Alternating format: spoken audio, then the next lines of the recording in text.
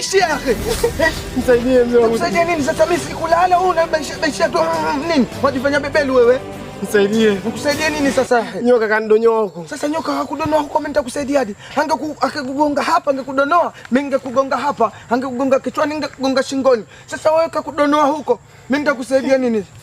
Nisaidie huko kanidonyoa kama nitakufa mimi. Mimi siwezi msaada huo kama kakugonga huko. Kakudonoa wapi? Kanidonyoa hapa kwenye tako hapa. Kanidonyoa hapa. Hai nama sasa. Fanya haraka mzee. Nama sasa. Sawa. Mbona wewe mkaidi hivyo? Sawa. Papa. Fanya haraka nitakufa mie. Wewe subiri tu bwana. Utulie hivyo. Dawa zipatikani kula sila hizi dawa za huko. Hapo ulipodonolewa ni sehemu mbaya hapo. Vipi nini tena? Unataka kufanya nini? Mimi nataka kutoa sumu ya nyoka. Wapi? Huko ulipodonolewa na nyoka.